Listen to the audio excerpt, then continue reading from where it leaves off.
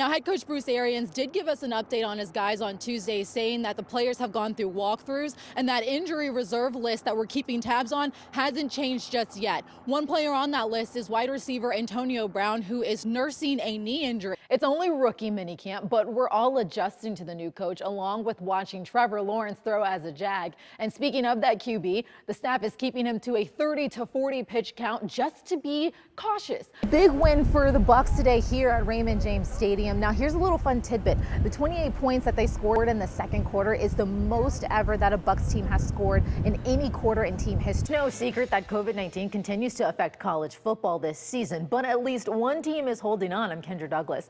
The UCF Knights got lucky this year by avoiding the fate of many other teams that had to cancel games. It's all about bringing in that sense of normalcy. So including the crowd noise being pumped into the arena, fans can log into the system and cheer courtside for their team, and players say they notice the support.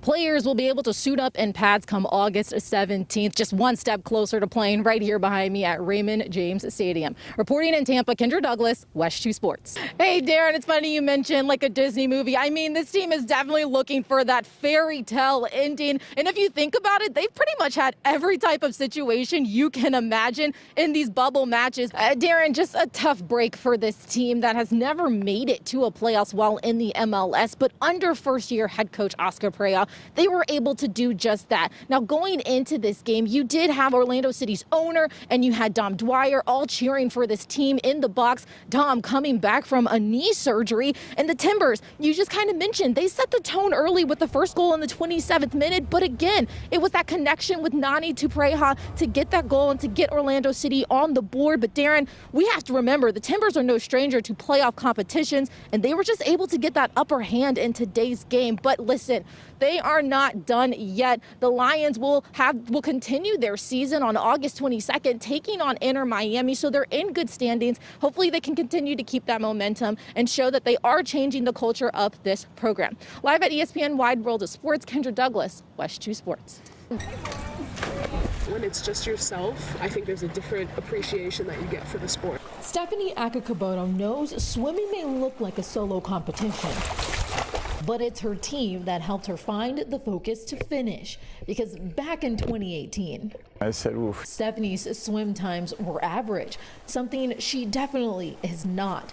Seminole High head coach Tony Ackerson gave her some advice. Hey, Stephanie, what'd you get them on? Be the first one here, be the last one to leave. I mean, work harder than everybody. The next morning at 5:30, she's on the pool deck, and it's been that way for the last 3 years. From breaking a 21-year record in the 50-meter freestyle to making the Olympic trials cut in the same event. We watched the video Stephanie and I did the next day, and she said, Coach, first time I saw the video, I heard somebody screaming, and I thought, who was screaming? I went berserk. Stephanie's not only making a splash in the pool, she's completely plunged into music as well.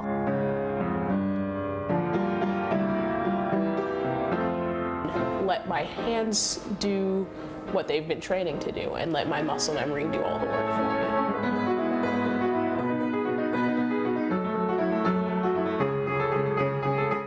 Rhythm, focus, and attention to detail. Her skills complement each other in the pool and on the piano. It takes a lot of practice of repetitions to try and just get one single part right, and then once it becomes ingrained in your muscle memory, it's natural when you are competing.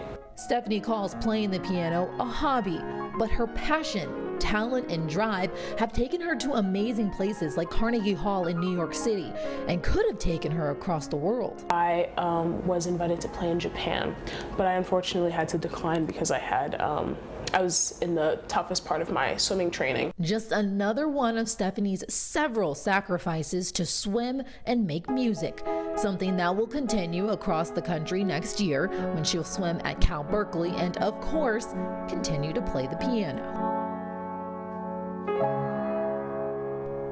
Because Stephanie doesn't plan on walking away from her goals anytime soon. Kendra Douglas, West 2 Sports.